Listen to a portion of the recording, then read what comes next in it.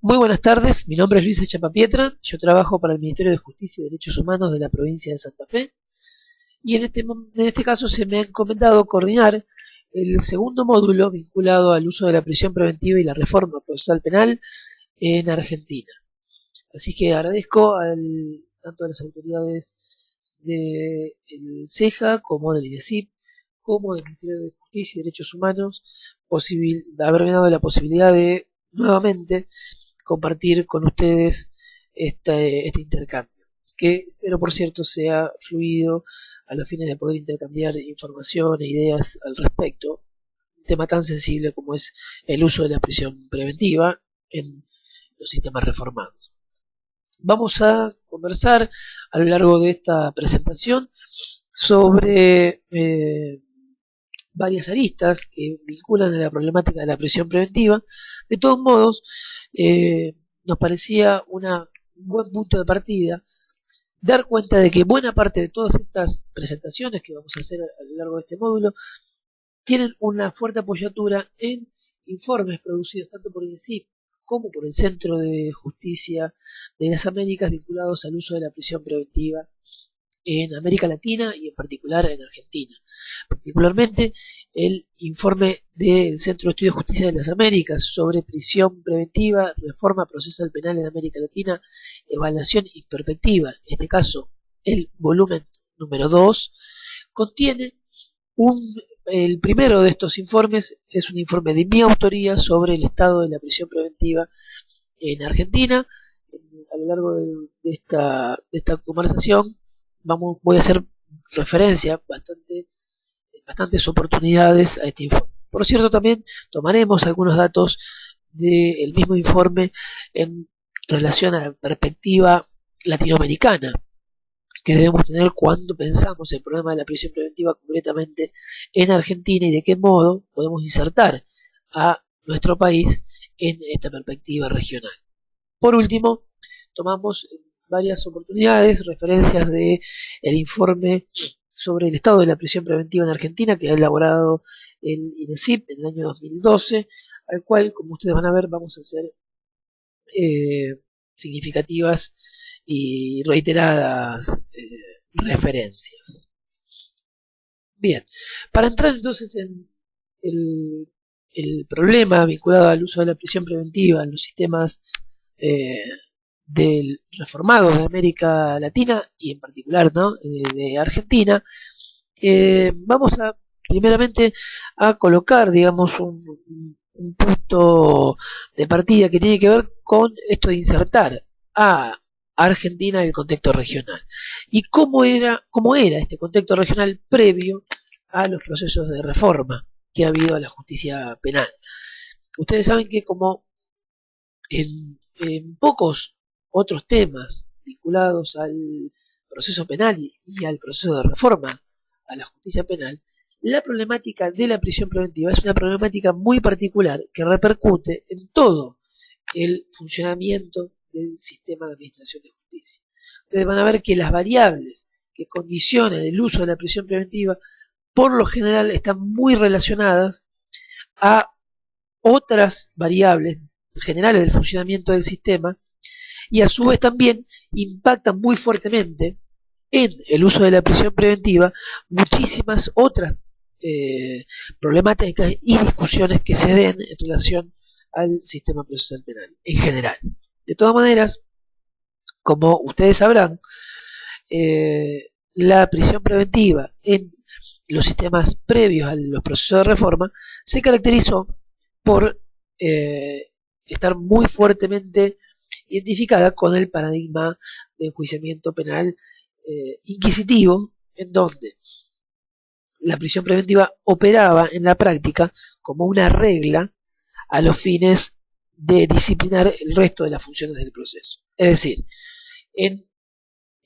los contextos de los sistemas previos a las reformas, la prisión, digamos, existía fuertemente una ideología sentada de que había determinados delitos, en general con determinada gravedad, que por sí mismos ellos dotaban, incluso en abstracto, ¿no es cierto?, dotaban a ese caso de una característica muy preponderante, que era que la persona que estaba acusada de haber cometido ese delito, no podría transitar el proceso penal en libertad, ¿no? Esto lo que se conoce comúnmente como las categorías de delitos inescarcelables. Junto con esto, operaba un cierto grado de automaticidad en cuanto a las reglas de la aplicación de las medidas cautelares en un proceso penal, concretamente a las medidas de encierro. Entonces, ustedes van a ver que en los procesos previos a la reforma, por un lado, contamos con claramente una cierta categoría de delitos que prima facie no admitían la posibilidad de transitar el proceso en libertad, y consecuentemente con esto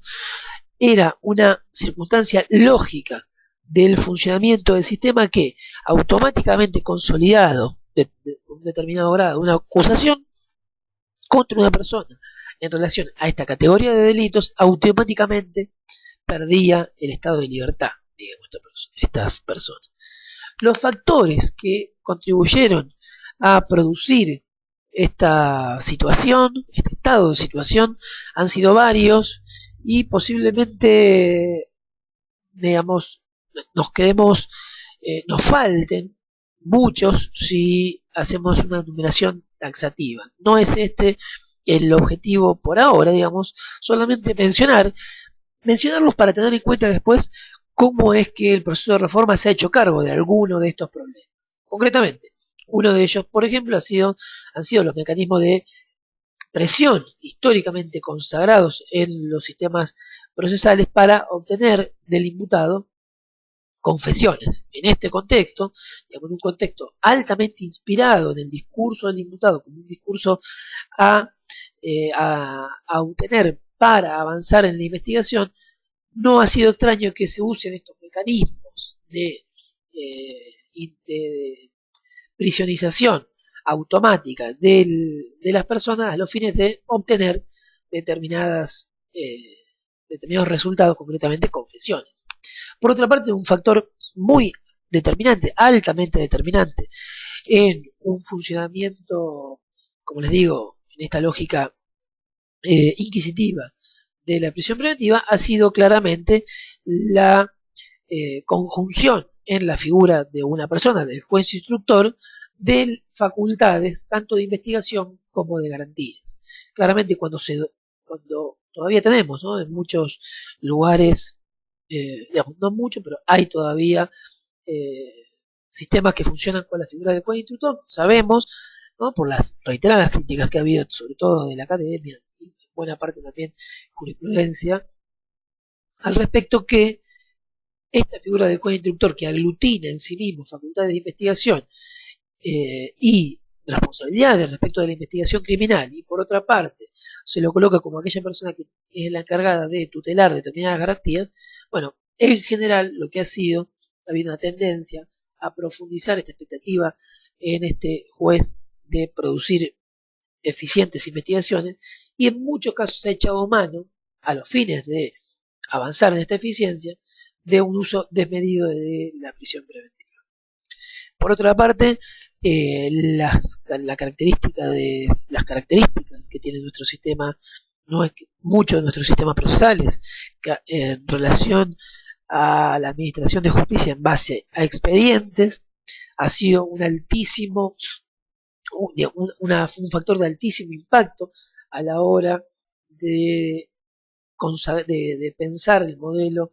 de aplicación de medidas cautelares, y en particular de la prisión preventiva. Vamos a ver cuando conversemos, y ustedes lo han visto en el módulo anterior, el impacto que ha tenido el uso de audiencia, de la metodología de la audiencia para tomar decisiones previas al juicio sobre la variable de la prisión preventiva. Por último, entre los puntos que notamos aquí, ha habido en los sistemas inquisitivos una histórica desatención en términos sistemáticos de producir mecanismos de defensas eficientes, efectivos, reales, de las personas sometidas a persecución penal. Esto se ha transformado en muchos casos, se ha traducido en muchos casos en defensas meramente formales, producidas por operadores del sistema de justicia, sea abogados particulares o abogados de las defensas públicas, pero que en el fondo no fueron lo suficientemente contundentes como para poder impactar en esta lógica y en este funcionamiento de un sistema de justicia altamente concentrado en cuanto a sus funciones y con una dotación muy alta de poder en los jueces de instrucción. Digamos, en este contexto, unas defensas formales, sin suficiente preparación, etcétera, repercutieron de forma, digamos, bastante negativa en cuanto a al uso que se le dio al recurso de la prisión preventiva. Claro, este contexto que ustedes, que hasta ahora habíamos conversado, en relación a cómo se usa la prisión preventiva en América Latina, se dio también, por cierto, en la República Argentina, ¿no? La República Argentina ahora vamos a conversar un poco sobre esto en cuanto a cómo ha avanzado el proceso de reformas en la región, pero lo cierto es que toda esta discusión o todo este tipo de usos de la prisión preventiva se dio en un marco en el cual ha habido, sobre todo en los últimos 20 años, un aumento francamente exponencial de las personas prisionizadas. Podríamos decir, si ustedes ven este número del SNEP 2007, la fuente es SNEP 2007, del Ministerio de Justicia, Seguridad y Derechos Humanos, que en el año 97 contábamos con 29.690 personas presas. Esta es la población penitenciaria del año 97. En el año 2008 pasamos a tener 54.537 personas, y este número yo creo que al día de hoy es un poco más alto todavía. Entonces, fíjense el altísimo crecimiento que ha habido de personas prisionizadas en nuestro país. En muchos casos, no siempre, pero en muchos casos, pueden atribuírsele algún grado de aumento de las personas prisionizadas a un uso recurrente, abusivo y desmedido de la prisión preventiva. Claro que esto después vamos a charlar algo al respecto, pero la discusión sobre el aumento del uso de la prisión es más abarcativa en relación a la problemática de la prisión preventiva, ¿no es cierto? Hay otras variables que inciden en este dato, pero por cierto que ha habido muchas críticas y muchos planteamientos vinculados a que el uso desmedido de la prisión preventiva ha aumentado exponencialmente las personas prisionizadas, y esto es un dato muy importante a tener en cuenta. Ahora, fíjense, si ustedes analizan estos datos, ahora en relación a presos con y sin condena en América Latina, van a ver que en el año 2008, digamos, primero confinamos este aumento exponencial del que veníamos diciendo, de 23.732 presos en el año 80 al año 2009, cerca de 60.000 presos, ¿no? Prácticamente se duplicó la cantidad de personas detenidas, de personas prisionizadas. En relación a los presos sin condena,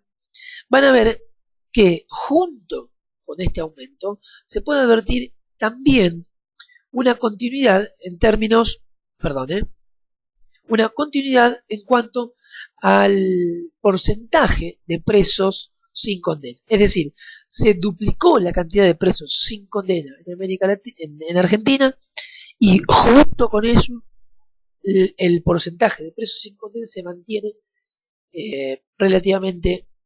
en las mismas proporciones. Lo cual, esto nos tiene que hacer reflexionar también sobre cuál ha sido el grado de impacto del proceso de reforma a la justicia penal en Argentina. Es decir, ustedes ven que a pesar de que, sobre todo a partir de entrados los años 80 en Argentina, hubieron una serie importante de procesos de reforma, la variable que condiciona el uso de la prisión preventiva en Argentina sigue siendo una variable en la cual los procesos de reforma no han podido abarcar, no han podido hacerse cargo razonablemente. Es decir, seguimos contando con una cantidad de presos sin condena en nuestra región sensiblemente importante, a pesar de los procesos reformados que han transitado por nuestro país, y además con un aumento exponencial de la cantidad total de presos, ¿no? Si ustedes aquí, este es un cuadro que detalla el total de personas encarceladas en prisión preventiva en Argentina. Esto es un informe del año 2007, sobre todo porque teníamos la fuente del Ministerio de Justicia y Derechos Humanos de NEP. A partir de la última información que tenemos es del 2007. De todos modos, ahora, si bien hubieron aumentos, no han habido cambios significativos en cuanto a los porcentajes, pero sí aumentos, ¿no? Hay números más altos ahora.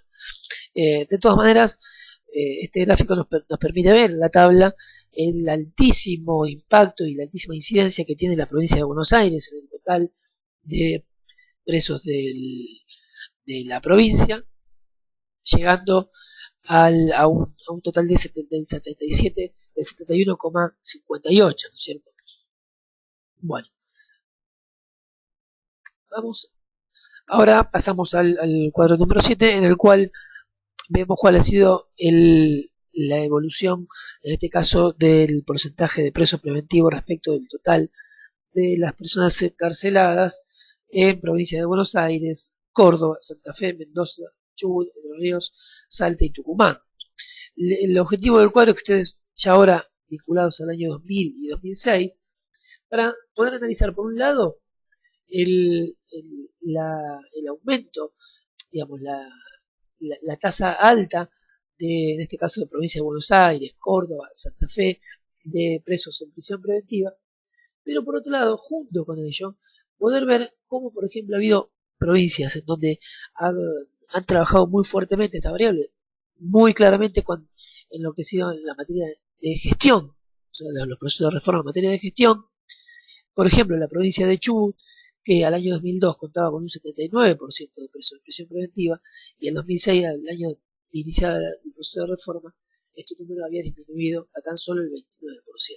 Esta es una tabla que nos parecía muy elocuente para advertir cómo en este caso sí ha habido una racionalización del uso de la prisión preventiva y concretamente una disminución en el uso de la prisión preventiva. A propósito también, los informes de el CELS, al cual hemos recurrido en varias oportunidades, nos permiten advertir una serie de datos muy significativos. Acá nuevamente volvemos a la provincia de Buenos Aires y el objetivo es ya no solamente advertir cómo ha habido un aumento exponencial de el número de personas prisionizadas, fíjense, del año 97 al año 2009, sino junto con ello, cuánto ha impactado esto en los lugares en las formas en que estas personas pasan sus días en prisión preventiva, concretamente los lugares y las comodidades de los lugares de alojamiento para que estas personas puedan transitar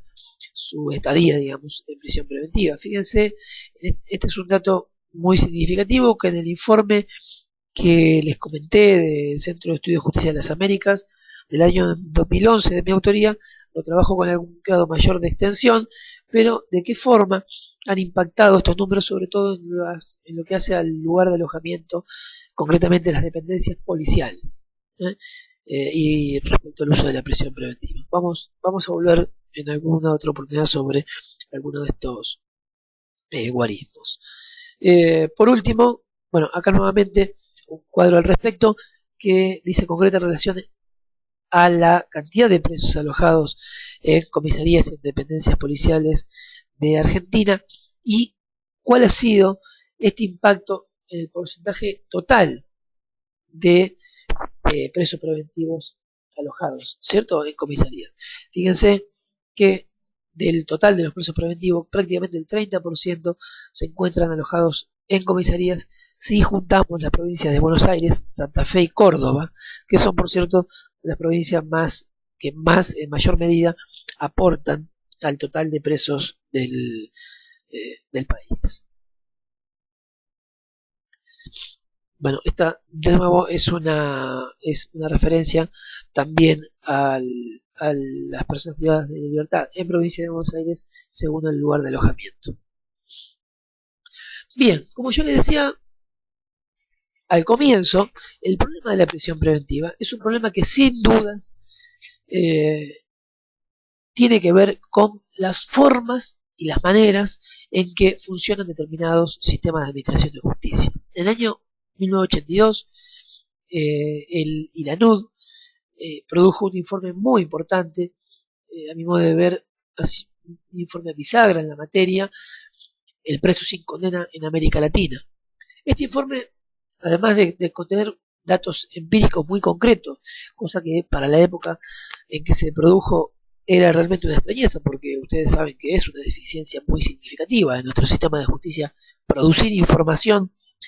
y mucho más tomar decisiones en cuanto a las transformaciones de las organizaciones judiciales a partir de esa información que se produce. Bueno, este informe del ILANUD, del preso sin condena en América Latina, del año 82, contaba mucha y muy buena información empírica de cómo operaban los sistemas criminales en relación al uso de la prisión preventiva. ¿Y qué podemos obtener muy rápidamente de este informe? Que el uso de la prisión preventiva no es un problema en sí mismo de la prisión preventiva, que tenga que ver concreta y exclusivamente, no es que no tenga que ver, pero no tenga que ver exclusivamente con la forma en que esté regulada, etcétera, etcétera, etcétera, sino que la prisión preventiva es un dispositivo lógico y consecuencial con el funcionamiento de determinados sistemas de justicia.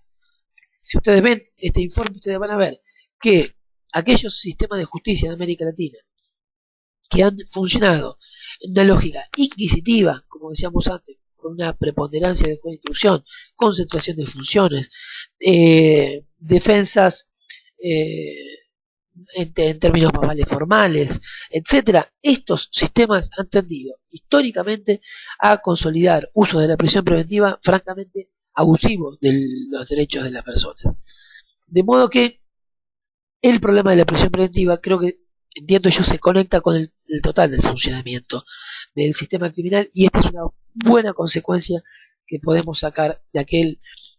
importante informe del preso sin condena en América Latina. Bien, pero digamos entonces ahora algunas palabras sobre el proceso de reforma a la justicia penal en Argentina, que, como todos sabemos, uno de los objetivos declarados de este proceso ha sido el de racionalizar el uso de la prisión preventiva, sin perjuicio de que esto signifique concretamente menos uso o menor recurso a la pena de prisión, debate que, como yo he dicho antes, lo excede, y, por cierto, sin todavía poder definir muy claramente si este proceso de reformas ha sido consistente y efectivo a la hora de disminuir la cantidad de presos en prisión preventiva. Al respecto, ustedes fíjense que son dos discusiones distintas que sin duda se conectan, ¿no? Porque, en definitiva, transformar un sistema que consideramos deficiente por muy alto uso de la pena de prisión y, digamos, modificar el uso de la prisión preventiva en este contexto, si no impacta sobre este último dato, es decir, sobre la cantidad de personas prisionizadas, bueno, habremos hecho más eficiente el sistema, habremos hecho de el uso de la prisión preventiva algo más racional, pero seguiremos teniendo una tasa de prisionización muy alta, lo cual es una discusión de política criminal que tendríamos que ver si tenemos que darla y definir qué es lo que queremos, ¿no? Parece que en algunas oportunidades la discusión sobre la prisión preventiva y el uso de racionalizar el uso de la prisión preventiva tiene más que ver con el uso de racionalizar la prisión, con el objetivo de racionalizar el uso de la prisión, perdón. Y yo creo que hay que diferenciarlos a estos dos debates, por decirlo así. Claramente el proceso de reforma en Argentina no ha sido un proceso homogéneo, no ha sido un proceso lineal. Nosotros en nuestro país tenemos, bueno, como todos ustedes saben, un sistema federal en donde todas las provincias han iniciado de alguna u otra manera proceso de reforma y han consolidado en muchos casos importantes avances en la materia. Pero claramente no ha sido un proceso homogéneo, es decir, no todas las provincias se encuentran en el mismo estado de sus reformas, no todas las provincias han avanzado en la misma dirección en el proceso de reforma, algunas por poner un ejemplo, como os he dicho antes, la provincia de Chubut claramente avanzó últimamente en modelos muy impactantes en términos de organización y gestión, cosa que no advertimos por ahora en muchas otras provincias. Otras están en etapas más de definición normativa, otras están en los inicios de la implementación. En definitiva, el proceso de reforma en Argentina todavía sigue siendo un proceso muy poco homogéneo, lo cual dificulta también poder analizar cuál es el impacto de este proceso en esta variable de la prisión preventiva. Lo que, digamos, sí es cierto, digamos, que sin duda el proceso de reforma y el modelo del proceso que el proceso de reforma piensa para el sistema de justicia penal condiciona concretamente la regulación de los regímenes cautelares. Vamos a ver entonces algunas de estas discusiones en términos a las variables de regulación en materia de prisión preventiva, y vamos a partir de un primer punto que nos parece muy importante, y es esto que presenta la FINMI, prisión preventiva versus estado de inocencia. Creemos que esta sin duda es una falsa dicotomía, una forma poco efectiva de presentar el problema y sin duda con acotados límites. Creemos más vale que la prisión preventiva es una más de las distintas medidas que pueden ser utilizadas en el contexto de un proceso penal para garantizar los fines de ese proceso, concretamente para que se realice el juicio oral y público. Creemos que esta presentación, esta forma de presentar el problema, ha hecho que transformemos, incluso en términos conceptuales, incluso en términos académicos, a las audiencias en donde tenemos que concurrir a discutir la aplicación o no de alguna medida para cautelar determinados fines que pueden verse frustrados a lo largo del proceso penal. Hemos transformado esta audiencia por una audiencia donde se va a discutir si la persona queda libre o no queda libre, transita el proceso de libertad o no lo transita. Esta es una discusión que por muchos problemas, muchas cuestiones, tiene una serie importante de problemas que creemos debemos modificar. Al respecto, transcribí textualmente un párrafo del manual de litigación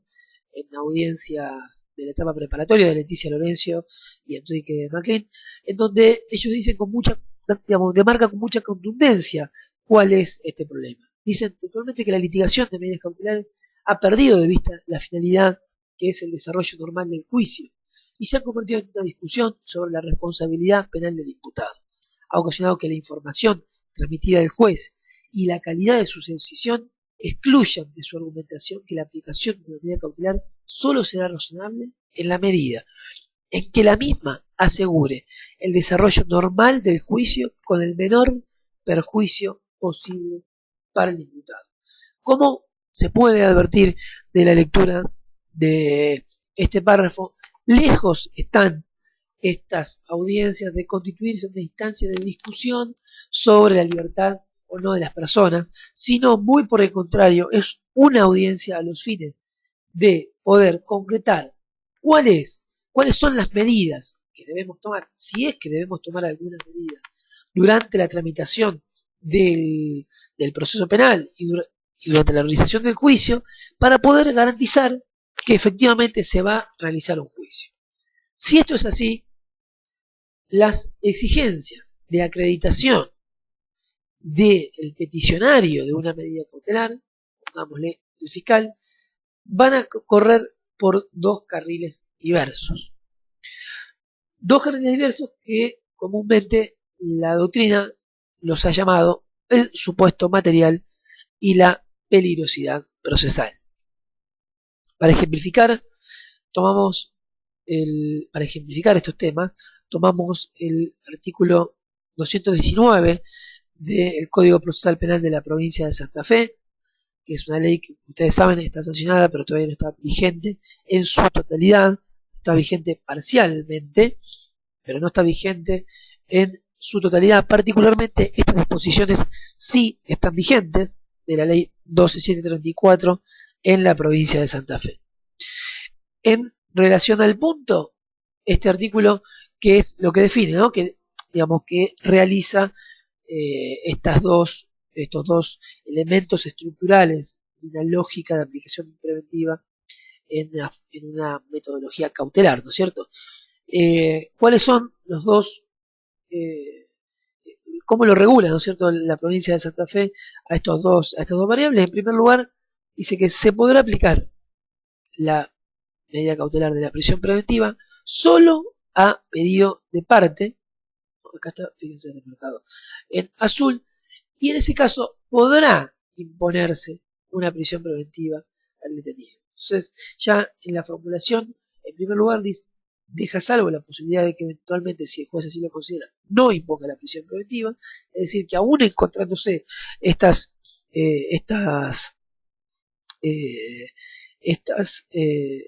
estos supuestos, aún dándose en el caso concreto estos supuestos, el juez puede eventualmente no imponer la prisión preventiva. Esto se conecta con la lógica de las aplicaciones de medidas alternas o diferentes a la prisión preventiva, menos lesivas para los derechos de la persona. Pero por eso, el artículo en primer lugar dice que siempre ha pedido de parte, con lo cual descarta la posibilidad de que sea aplicada una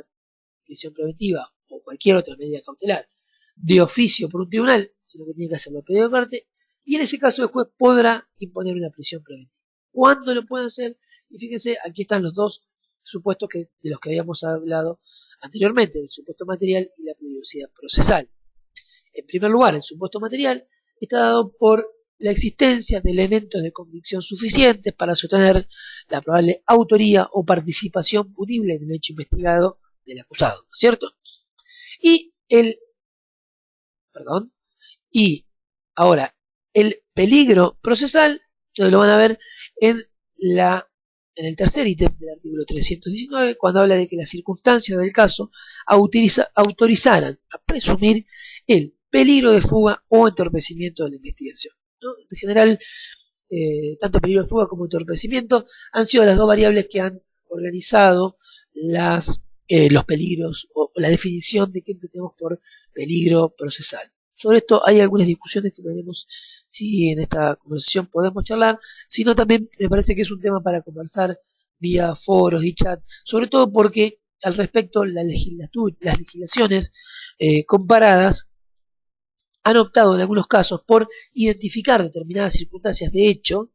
que consagran concretamente hechos de peligros de fuga o concretamente entorpecimiento de la investigación. Algunas legislaciones, como les digo, hacen referencia a determinados hechos que efectivamente pueden catalogarse como circunstancias en donde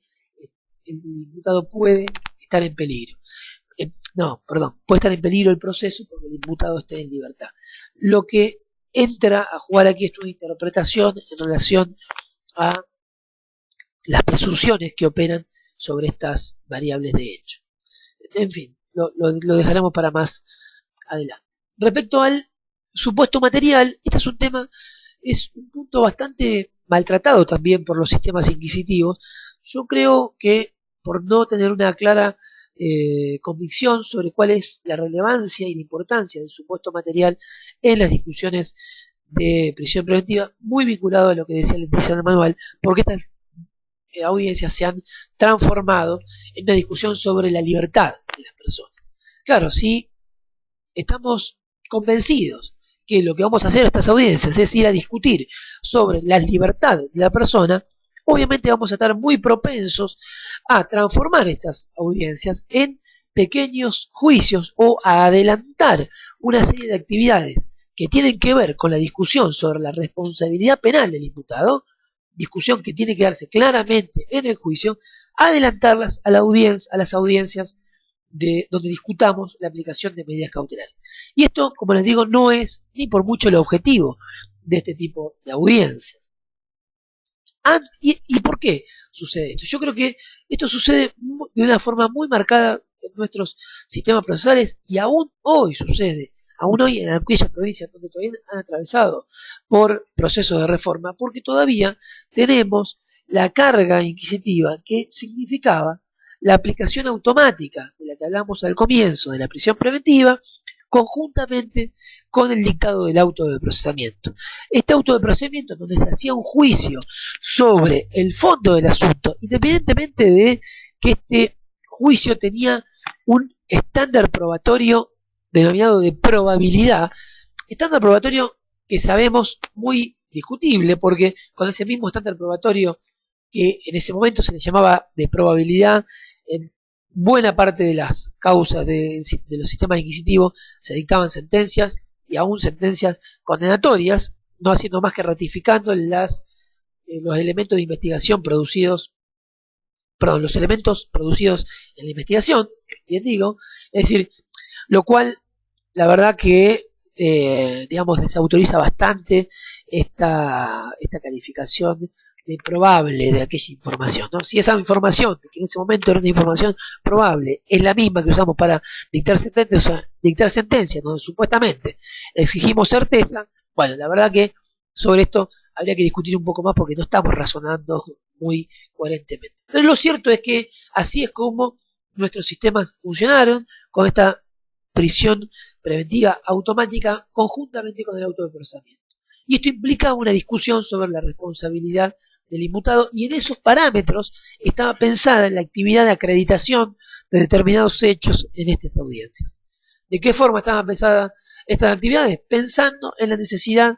de discutir sobre el fondo, sobre la responsabilidad del imputado. Y este no es el objetivo que tiene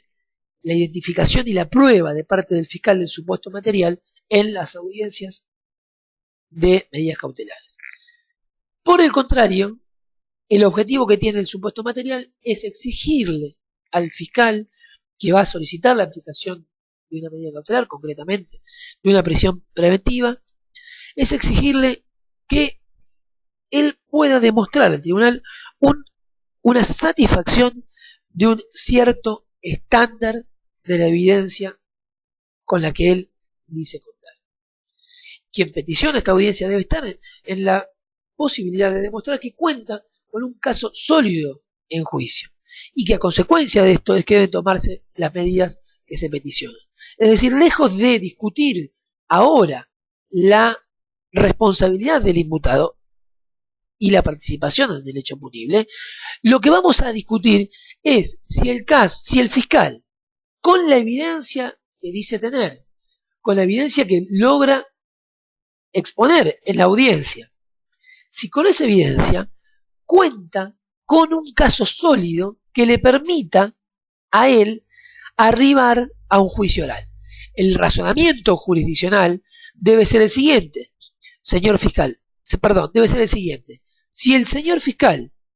cuenta efectivamente con estos testigos que dice tener, con esta pericia que dice tener, con estos elementos secuestrados que dice tener, con estas declaraciones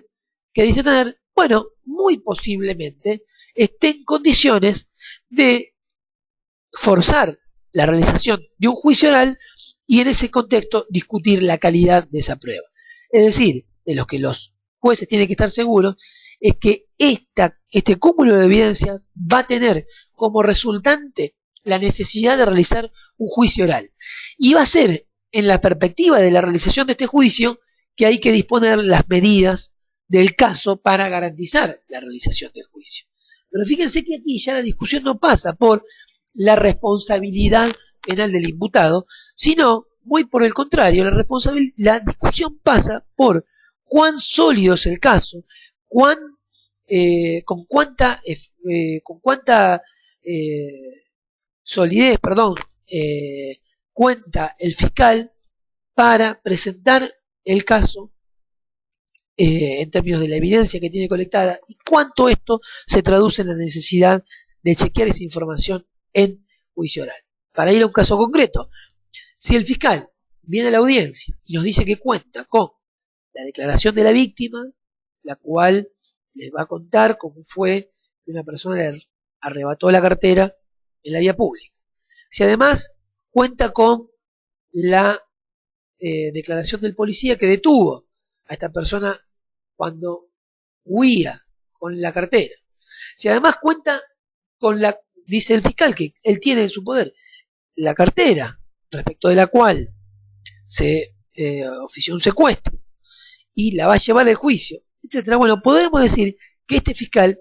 tiene un caso lo suficientemente sólido. No es motivo de esta audiencia ponernos a discutir cuán creíble es este testigo o cuánto no, si la persona pudo identificar a esta persona, al imputado, de una forma contundente o no lo pudo hacer, si el policía dice haber atrapado a una persona que según entiende la defensa es una persona equivocada, etcétera. Este no es el momento natural para discutirlo. ¿Por qué? Porque esta no es una discusión sobre el fondo del asunto, sobre la responsabilidad de esta persona, sino que esta es una discusión sobre cuánto de sólido tiene este caso para ser presentado en juicio. El segundo punto a discutir, la segunda variable relevante, es lo que decíamos antes, lo denominado peligro procesal, en este caso, y vinculado al punto anterior, concretamente cuáles son los riesgos que puede atravesar la realización del juicio si esta persona está en libertad. Los riesgos se han identificado, como dijimos antes, dos riesgos claramente compatibles con este modelo cautelar, que son el peligro de fuga y el peligro de frustrar determinados actos de investigación. Sobre esto no me voy a explayar demasiado porque en general las legislaciones de nuestras provincias contienen regulaciones al respecto. Un punto que parece preocupante es que cada vez más las legislaciones apelan a la identificación de riesgos que le llaman de naturaleza procesal, que en muchos de los casos no lo son. Por poner uno de los temas que me parece cada vez más van a generar mayor preocupación, son los llamados riesgos procesales vinculados a las protecciones de las víctimas. Por ejemplo, este es uno de los puntos centrales. Si lo que se quiere con esto es proteger a la víctima porque en su concepción de testigo que tenga que venir a declarar el juicio y de esta manera se quiere resguardar esa prueba, está muy bien. Ahora, si el espíritu es protegerla para que supuestamente para que el acusado no vuelva a cometer algún daño sobre esta persona, posiblemente el argumento ya deje de tener una perspectiva procesal, cautelar, y sea más difícil argumentarlo a este riesgo desde esa variable, ¿no? Desde la variable cautelar. Claramente otro de los problemas es el problema de la reiteración delictiva. Apelar a la reiteración delictiva como un elemento de peligro parece que es muy difícil conciliarlo con las reglas y las lógicas de la construcción de un modelo cautelar de prisión preventiva. Por último, un elemento residual, digamos, estos dos, pero que también es de suma importancia, es el elemento de la proporcionalidad, que en general está dado con cuando los códigos procesales excluyen a este tipo de medidas cautelares tan gravosas para los derechos de las personas, cuando los hechos delictivos no fueren no tuvieran como consecuencia, como amenaza de pena, una penalidad alta que merezca pena de prisión efectiva. Entonces, en estos casos, obviamente, si la perspectiva que se quiere cautelar termina siendo más gravosa que las consecuencias a las que puede traer aparejado la realización de los riesgos que se quieren cuidar, bueno, pierde naturalmente el sentido de la aplicación de esta medida, ¿no? Esto que se conoce comúnmente como el principio de proporcionalidad. Bien, estos son algunos componentes que podemos presentar respecto a cómo se organiza y se estructura un modelo de prisión preventiva en un contexto cautelar. Dijimos que, y así empezamos, que Argentina, a pesar de atravesar por una serie importante de procesos de reforma en la región, al día de hoy todavía cuenta con índices y uso de la prisión preventiva altamente significativos y preocupantes. En ese contexto, en el contexto de la preocupación de usos desmedidos de la prisión preventiva, es que aparecen de nuevo, por decirlo así, discusiones vinculadas a la poca efectividad del sistema, a las características del sistema que hacen que sea en términos vulgares un sistema muy blando, donde las personas que son captadas por el sistema luego obtienen muy rápidamente la libertad y lo que comúnmente se conoce como la referencia a la puerta giratoria, y entonces ha sido la prisión preventiva uno de los principales flancos de ataque de los procesos que han querido cuestionar los avances de la reforma de los procesos de reforma de la justicia en Argentina. Sin duda que esta ha sido la problemática de la prisión preventiva, una de las variables donde más duramente se ha cuestionado el proceso de reforma, ahora con un lado de marcado aumento de la punición, discurso fuertemente inspirado en el incremento del uso del poder punitivo del Estado y en muchos casos ajenos a los usos democráticos y constitucionales del poder punitivo del Estado. Es decir, los procesos de reforma en Argentina hoy y hace un tiempo están advirtiendo lo que podríamos denominar un proceso de contrarreforma en este sentido, en donde la prisión preventiva es uno de los flancos de ocupación más claros de este proceso de contrarreforma. Al respecto, y concretamente con este problema de la contrarreforma, yo querría hacer una consideración. Ustedes van a ver que en los informes de Ceja y en otros informes se habla mucho del proceso de contrarreforma y incluso en términos duros, en términos de datos duros, se hace referencia a que este proceso de contrarreforma viene a revertir la tendencia de, de las reformas procesales que generaron menor uso de la prisión preventiva. Es decir, en muchos lugares en donde la reforma ha significado una disminución notable de la prisión preventiva e incluso en algunos casos también una disminución en general del uso de la prisión, en esos casos se ha leído a esto como un punto débil de la reforma y entonces ha habido un discurso muy asentado para contrarrestar este impulso reformista. Esto lo pueden ver del primero de los informes de Ceja, donde está descrito con bastante mayor detalle en el informe de Cristian Rego, Mauricio Duche y Claudio Fuentes, el primer informe que abre la publicación de cómo operaba el proceso de contrarreforma en América Latina. En Argentina, me parece que presentar de este modo el proceso de contrarreforma sería algo, digamos, desatinado. ¿En qué sentido? Yo creo que, y tomé algunos datos duros respecto al informe que les decía de Riego, Duche y Claudio Fuentes, porque me parece muy significativo en términos de impacto visual. Ustedes fíjense que cuando el proceso de reformas avanzó en forma considerable en algunos lugares, esto ha significado una disminución, por ejemplo, en términos porcentuales del uso de la prisión preventiva. Fíjense, si ustedes ven, por ejemplo, Chile ha significado una disminución muy sensible del uso de la prisión preventiva. Fíjense, del 51% al 24% del año 99 al 2007.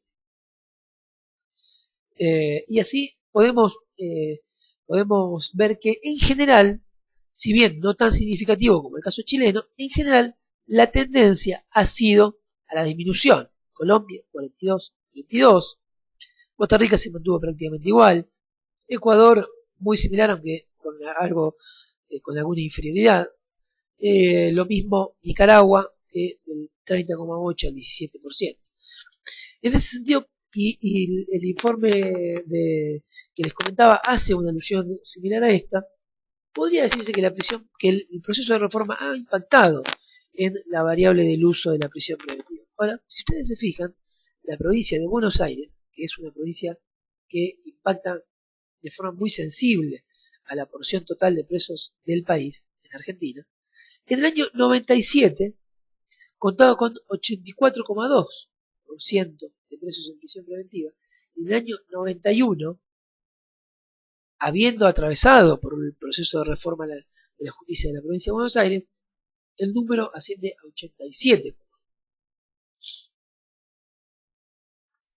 Ahora, fijémonos en esta tabla, cantidad de imputados en prisión preventiva en promedio diario antes y después de la reforma procesal en América Latina. En términos de cantidad de imputados, fíjense, de nuevo, la población encarcelada en prisión preventiva en la provincia de Buenos Aires de 9.719 en el año 97 asciende a 20.123 en el año 2001. Fíjense, este dato es altamente impactante. Aún que el porcentaje de preso preventivo aumentó, lo que tuvo un aumento exponencial fue la cantidad de imputados en prisión preventiva, ¿no? Fíjense. Y de alguna manera bueno, este dato junto con el anterior reflejan el aumento de presos sin condena cada 100.000 habitantes, ¿no? De 70 en la provincia de Buenos Aires pasamos a 156,7. Y de nuevo la población penitenciaria total, esto es el número total de la población penitenciaria ya no en prisión preventiva cada 100.000 habitantes. En definitiva, pareciera que concretamente estos datos fueron en relación a la provincia de Buenos Aires, pero en general lo que podemos advertir en Argentina es que a pesar de contar muchas provincias con procesos de reforma, digamos, bastante consolidados, no han logrado, no han tenido la capacidad de impactar en lo que hace a la variable del uso concreto de la prisión preventiva en nuestro país. De todas formas, como yo les decía, el proceso de contrarreformas avanza y es un flanco de ataque muy reiterado la regulación de la prisión preventiva. Esa regulación que decíamos en lógica cautelar, una regulación que en buena medida muchas legislaciones de nuestro país adoptaron, ¿no? Cada vez más son motivos de embates, de alguna forma tratando de volver a lógicas de regulación del encierro cautelar más asimilables al modelo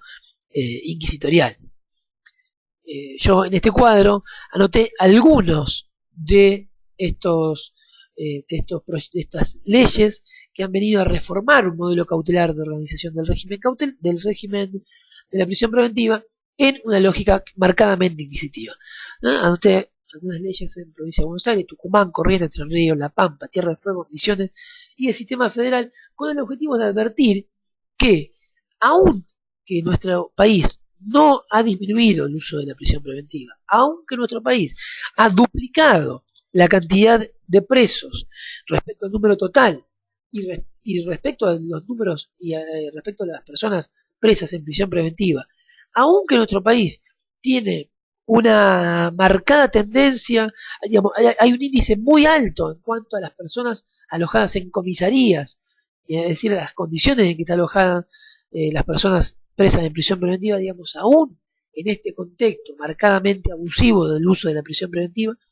seguimos contando con un discurso legal contrarreformista que elige a la prisión preventiva como flanco de ataque, lo cual desnuda sin duda la poca consistencia de ese discurso. Es decir, no es que no es cierto que hay menos presos, no es cierto que se usa menos la prisión preventiva, mucho menos es cierto que vamos a solucionar este problema aumentando el poder de aplicar prisiones preventivas e incluso desnaturalizando los regímenes procesales que se hubieran dictado en lógicas claramente cautelares. Lo cierto, y esto es un punto que está muy bien trabajado en el informe de INESIP, es que a pesar, digamos, para pensar cuál es el impacto que pueden tener las reglas de derecho, ¿no? Las reglas legales al respecto, es que como bien describe el informe INESIP, a pesar de que en buena parte de las provincias las regulaciones son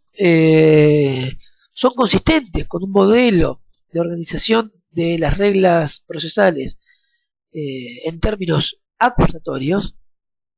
y por tanto cautelares, ¿no? Identificando muy claramente peligrosidad procesal, exigencia de acreditación de riesgo material, proporcionalidad, consagrando a la prisión preventiva como la última herramienta para garantizar los fines del proceso y cuando no hubiera otra menos lesiva, etcétera, a los derechos de la persona, ¿no? Etcétera, etcétera. Aún en esas legislaciones, el recurso a la prisión preventiva sigue siendo consistente y siguen imperando los famosos criterios sustancialistas a la hora de definir la aplicación o no de la prisión preventiva. Es decir, siguen imperando estos criterios de fondo, estos criterios que hacen sustancialistas, que hacen a la sustancia del caso, como puede ser la pena en expectativa de un hecho imputado, para definir si una persona termina o no esa audiencia en prisión. Esto que también marcaba Leticia, siguen siendo estas audiencias un lugar para discutir la libertad de las personas y no para discutir cuál es la mejor medida que va a garantizar de mejor manera el tránsito por un juicio, ¿no? Entre otros problemas relevados, bueno, varios y de distinto orden. Por un lado, sin duda que a pesar de estas regulaciones, sigue habiendo muchas regulaciones que son francamente deficitarias en cuanto a la adecuación a un modelo cautelar, sistemas procesales que siguen funcionando en base a la investigación a cargo de un juez investigador, juez de instrucción. El sistema federal es el ejemplo más evidente de ellos. Otra de las variables problemáticas que se advierten es la no incorporación de la discusión sobre el tiempo de duración de las prisiones preventivas en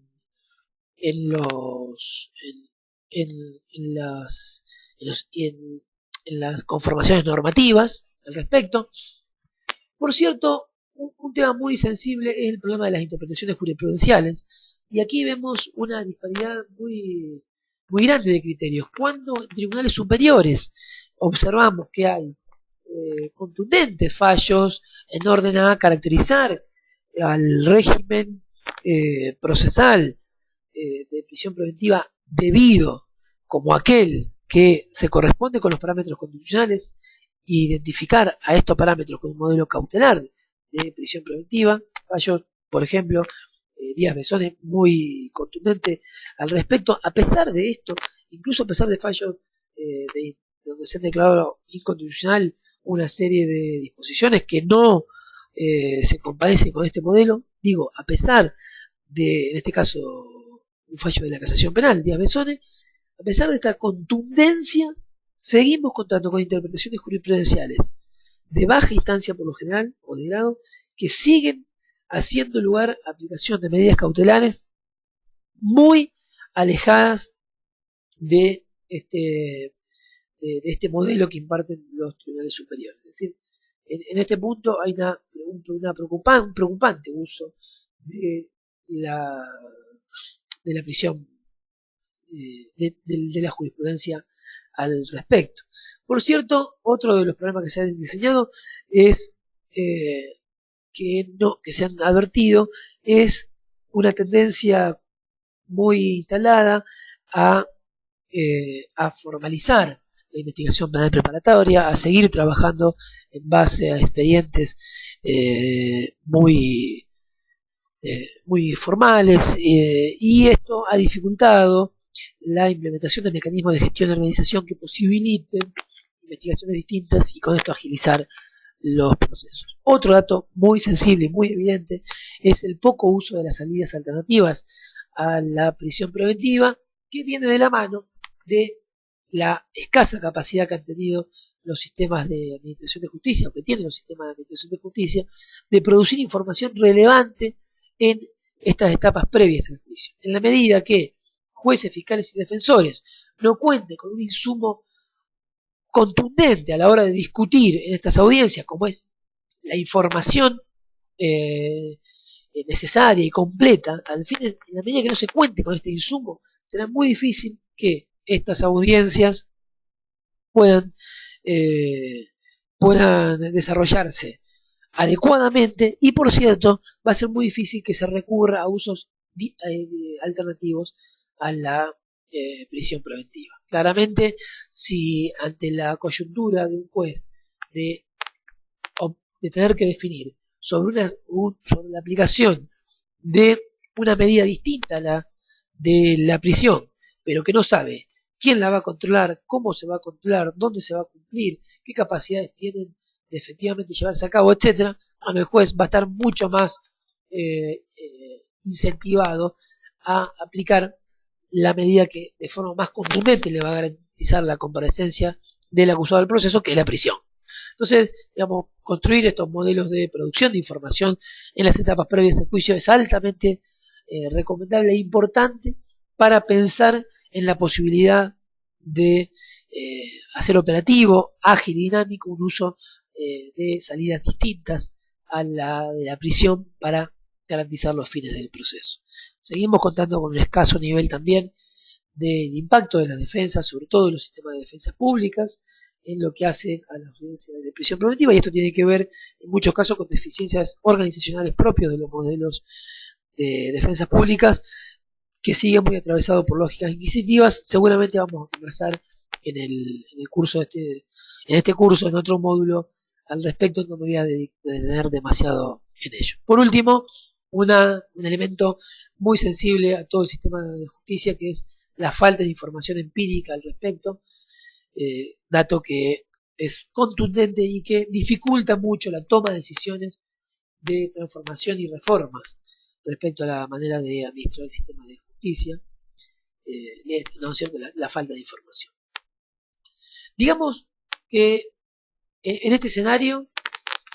un buen punto de partida es pensar que hay que de alguna forma reformular algunas discusiones en torno a la prisión preventiva. Claramente las discusiones sobre las que se ha venido montando, por decirlo así, las críticas al uso desmedido de la prisión preventiva, han sido discusiones que, por lo menos al día de hoy, evidencian francos límites, ¿cierto? Seguir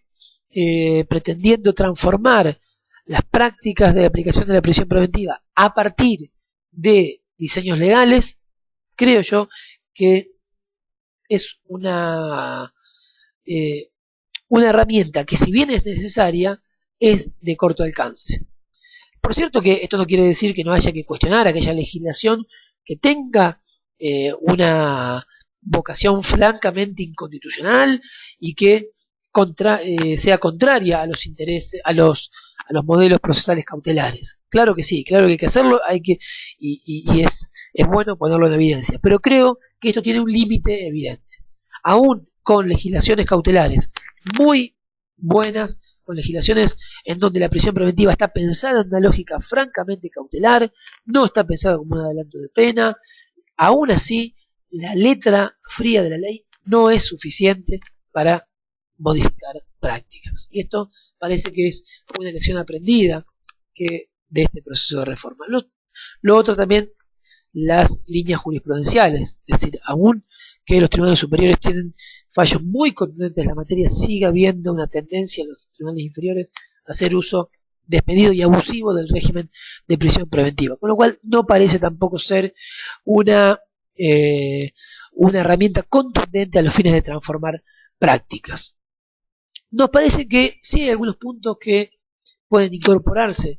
a la discusión sobre la prisión preventiva que creo van a ser de alto impacto. Y fíjense que estos puntos que están anotados aquí, todos ellos hacen alusión a distintas variables que tienen que ver con el proceso penal y que no todas están directamente relacionadas con el uso de la prisión preventiva. Fíjese que estas disposiciones que están, estos puntos que están anotados acá, tienen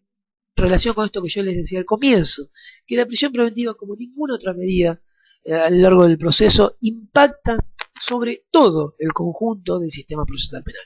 Por tanto, para modificar las prácticas vinculadas a la prisión preventiva, entiendo yo que hay que empezar a modificar algunas de las maneras en que se organiza nuestro sistema procesal penal en general. Y hay algunos puntos que son variables muy centrales que creo yo van a incidir en un alto, de una manera muy significativa respecto al uso de la prisión preventiva. Uno de ellos es empezar a trabajar sobre el tiempo de duración de las investigaciones, ¿no? Las investigaciones penales,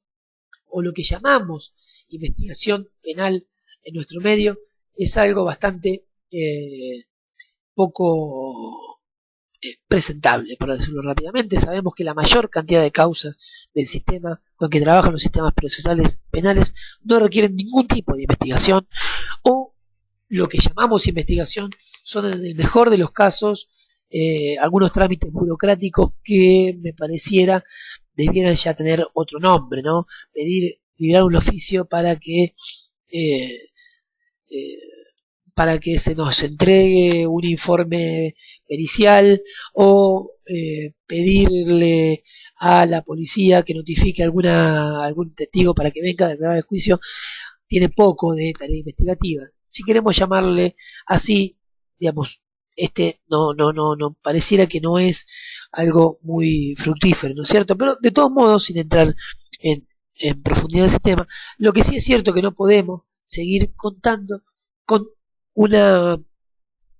con tiempos de duración de las investigaciones sin ningún tipo de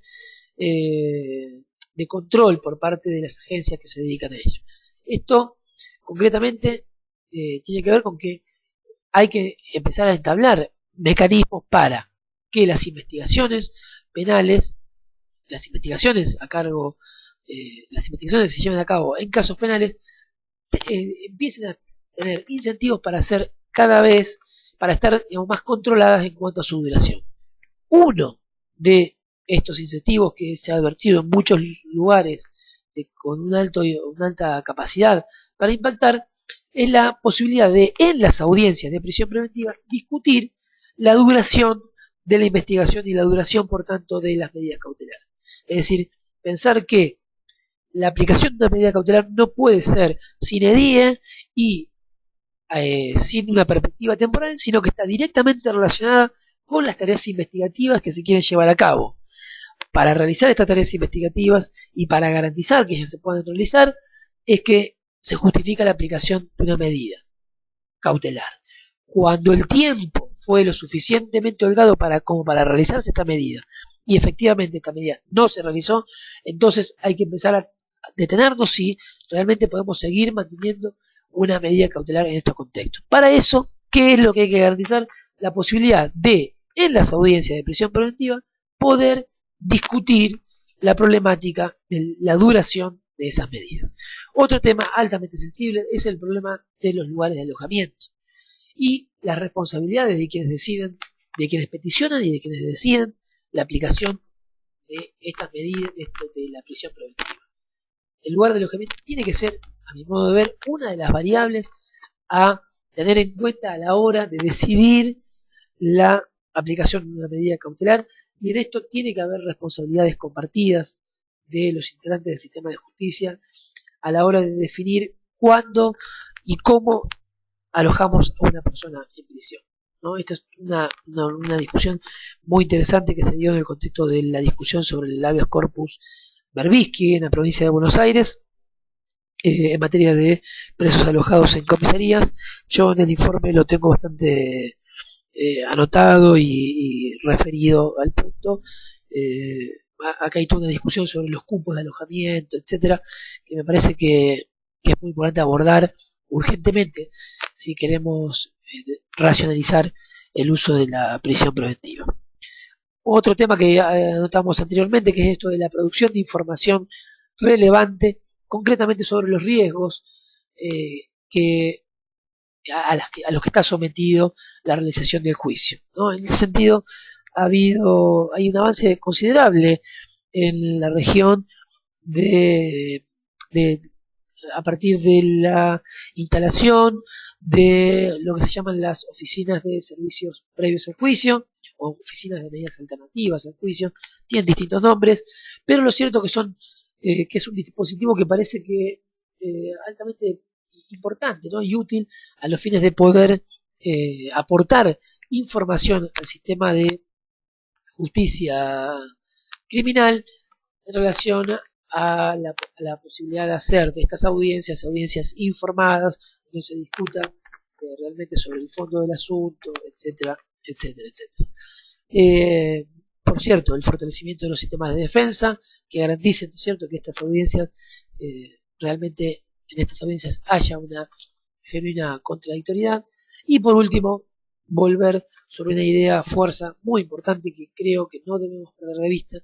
que todas estas medidas tienen su única justificación en la medida de que tomemos como central al juicio oral y público.